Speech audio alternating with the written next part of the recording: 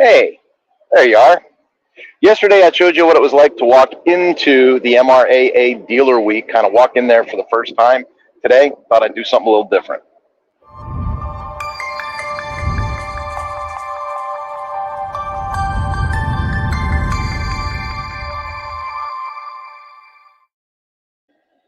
So hey folks, it's your guy Kurt Von Onen out here with Manana Nomas and the MRAA for Dealer Week in Tampa, Florida.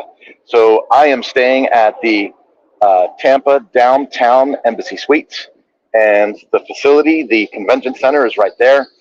Place is full of boats, boating equipment, boat gear, and I think more importantly, boating information. Dealers from all over the country are here learning about product, learning more and more about the best practices for their business and how to take care of customers. And there's just gobs and gobs and gobs of growth here for them. Now, I gave my talk yesterday in the service category. So yesterday at 3 o'clock, I gave a presentation on what it looks like, at least from my perspective, on action, leadership, in service. So what does it look like to proactively run your service department? Kind of take the bull by the reins there, and quite honestly, take action to build influence rather than just hoping everything works out.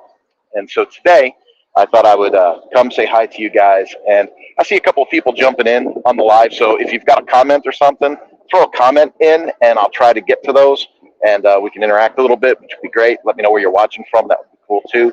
I will tell you, I moved recently from Southern California to Kansas. And those of you not familiar with geography, there's no ocean in Kansas.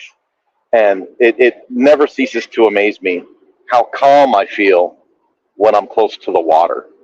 And maybe that's why the marine industry has called me like it has. I don't know. You know, the, do I own a boat? No. Have I run a dealership in boating? No. But do I love the water? Absolutely. I'm always so calm whenever I'm near a big body of water. So anyway, this is what the outside of the arena looks like here.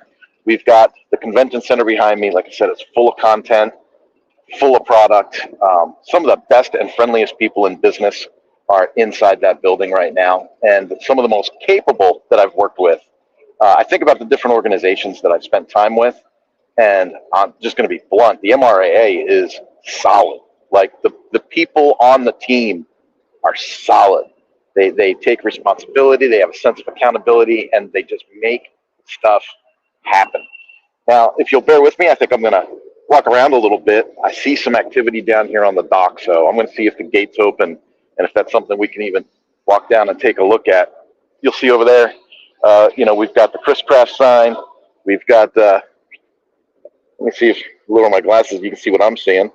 Yeah, so boom, boom. We've got a couple of examples over there of different pieces of equipment. And I just thought maybe I'd take a walk down the dock. And the gate is open, so maybe I can walk down there. But, folks, I got to tell you, I was a little apprehensive. Not apprehensive about can I give a talk or not or any of that stuff. I'm a professional speaker. So, giving the talk, that wasn't the scare. The scare was, how will it be received? So I go to give my talk yesterday, and there's barely an open chair in the place. And I don't know how familiar you are with like dealership activity. So normally when we think about dealership activity, we think of things like sales, right? We think of sales, we think of product, we think of all these things. Well, my specialty is in service. And so I'll just tell you, like, there's not a whole lot of focus or passion in the service area. It's one of the areas that I feel is neglected greatly, which is what draws me to it so much. And so when I take a look at what I see as being normal trends, like let's take a look at the AIM Expo, for example. The AIM Expo is in power sports. So all of the sales talks fill up. All of the talks on finance fill up. All of the talks on, goal setting, finances, P&L sheets, that stuff fills up. You start having a talk about accountability and service, and crickets. Half the chairs are empty. And so I was kind of expecting that, with this MRAA talk. This is my first time to Dealer Week. Folks, I barely had an open chair in the room. And that was pretty cool. The other thing was they weren't real excited or talkative when I first launched the talk. Now, can I blame them? No. They don't even know who I am yet. So they sit down, they're all in their chairs, the presentation starts. Even after I introduce myself and say, hey, I've worked for 2 decades at the dealer level and a decade at the OEM level, and this is kind of the training we're going to go through for the day, there's still that like, yeah, we've heard this before, or okay. And so when you look for that interactivity, when you look for that energy, it's not there. You got to build that. And what was the talk on? The talk was on being an action leader. I hope it's not interfering too much. It's got real crazy. The talk was on being an action leader in the service department. And so it was how to build influence through action.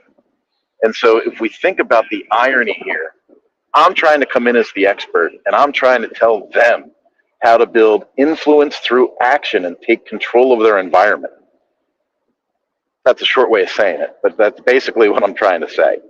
And then here I am in the room trying to build influence and take control of the environment. The good news is that by the end of the talk, everybody was talking. In fact, it was kind of hard at the end to get them to shut up, which is a good sign when you're a speaker, right? When you're trying to get that interactivity and the table activities and the small group things working, when you're trying to make that happen, and then it happens so well that you can't get them to shut up, that's a good sign. That's when things are going really, really good. So that happened yesterday, and I got to tell you, it was super rewarding. Very, very rewarding. Great group, professionals, open to training, accountable, hungry. And what does that tell me? That tells me that contrary to what I was told elsewhere in my industries, Marine is not behind. Is there a lot of room for growth? Yes. Is there a lot of room for improvement? Absolutely. But are they behind? No, they're not behind.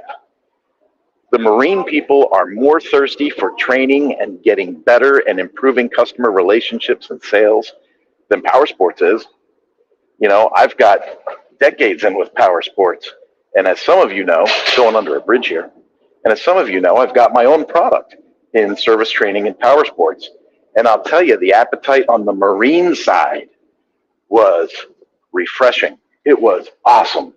And so I think the MRAA is a major cause for that. I think that the initiatives that they've taken and the 18 years of running their certification program have really led itself to that appetite, that kind of hunger for knowledge, that hunger for getting better, that desire to want to get to be the best at what you do.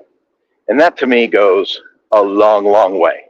So is the trip good for the dealers? Is coming to Dealer Week a life changer for a dealership that's looking to make some positive changes? It could be. But as a service provider to the event, does it also have an unbelievable kind of effect on me moving forward, especially with my continuing work with the MRAA and their certification program? Absolutely. There's no denying it. Getting here and being elbow to elbow with folks and eye to eye with folks and shaking hands and meeting the folks, in person as opposed to a Zoom call is a tremendous opportunity. And like I say, working with the MRAA has been super, super solid. So those folks are amazing professionals at what they do. And that's a nice looking hotel. Right on the water. Well, like I said, I love the water. I thought I'd give you guys a kind of a sneak peek at, the dock and the boats and the things that are here, and check in with you, let you know how good the event is. Now, if you're in the Marine industry and you haven't been to Dealer Week yet, obviously, now that I've experienced it, I'm going to tell you that it's a must do, it's a must see, it's a must attend. You got to be here. You got to see this. You got to feel this. You got to be a part of it. Attend the learning sessions, and they do have. I'm going to talk a little bit out of pocket here. They've got an online version of this thing, and so I think that starts broadcasting next week. I'm not sure what the parameters are to get access to that, but that would be something definitely worth looking into if you're not already here. Again, I'm not sure what the parameters are, requirements are for access to that, but folks, this has been awesome. So I'm thankful that I get to be near the water again for a short spell, to do that thing that the water does to me. And then I'll head back to Kansas tomorrow and move on to the next thing. So, uh, thanks for your patience. Thanks for putting up with me going live and doing these things. I hesitate, and I'm probably going to do a talk on this later, but I just want to, something really weird happened yesterday. So I just want to kind of share this. Like I said, I'll probably do a separate call on it. But I gave my talk yesterday. Like I said, I think it went well. I think it went well. But right after the talk, and this is for people in my digital marketing spaces, right after the talk, a gentleman came up to me. I'll even give you his real name. His real name is Jeff. And Jeff came up, introduced himself, introduced his company to me. And then he said, I'm super excited to see you live. Okay. Now, I'm not Tony Robbins. I'm not John Maxwell. I'm not Dean Gracioni. I'm not any of these people. Okay. So I'm still blown away when someone comes up and says something of this nature to me, right? Man, I'm blown away to see you in person, man. You're such a good presenter. Okay. That's a phenomenal compliment. Okay. This is me sharing this isn't to brag about my talk. What this is he then tells me, I looked at the speaker list. I saw that you were speaking. I looked you up on LinkedIn and YouTube, and I watched a ton of your content before coming to the event. That's crazy, right? He says, I love your content online, and I knew seeing you in person would be worth it. He goes, and your energy in person is so much higher than your energy on your lives and on YouTube. I'm so thankful that I was able to come and see you. Folks, I'm like overwhelmed at this point, right? I'm like, well, thank you so much for your kind words, Jeff. And then Jeff talks to me about, presenting and speaking at his organization. Folks, that's how it's supposed to work. So do the work, play the long game. Me and Chris Badgett from Lifter LMS were talking about this 2-3 weeks ago. We were talking about how, content marketing is the long game. We're not buying ads on LinkedIn. We're not buying ads on TikTok. We are making content. We are sharing with the world. We are giving away some of our best stuff for free, right? And then when somebody wants to hire us for an event or for some consulting or something like that, our job then is to take the wealth of all that premium great content and package it in a way that best meets that client's particular needs, right? You do a needs assessment and you go, well, this is how I can package that material for your project, for your training, for your staff, for your whatever, okay? So what I'm getting at here is I do the talk, guy comes up and says, I've been watching all your LinkedIn stuff.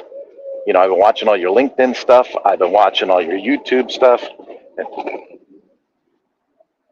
That's funky. Check that out. Like roller skates strapped to his shoes. Just one axle on each shoe, 2 axles total. Interesting. So anyway, I won't bore you to death with that. Like I said, I'll make a separate one about, content marketing and the benefits of content marketing. But it plays out in real life. And, before I go into the bridge, I'll stop here and end this. As a content marketer, as someone that consults people in the WordPress space, as someone that goes to WordCamps, as someone that, really tries to keep my finger on the pulse of all of this stuff, sometimes you go, man, why am I doing all this? What's the effort? What's the payout? What's the return? Chris and I had that conversation where we're like, dude, it's the long game. We got to play the long game. We can't be looking for immediate gratification. If you just do the work, make the content, share the expertise, it will come around. It will come around. And it wasn't the only time yesterday that topic came up. And so I got to tell you, it's super rewarding to see that it does come true, that it does come full circle. Play the long game, be consistent, make your content, share your best with people, and people will look for more. All right. I'll talk to you later. Have yourselves a good one. Okay.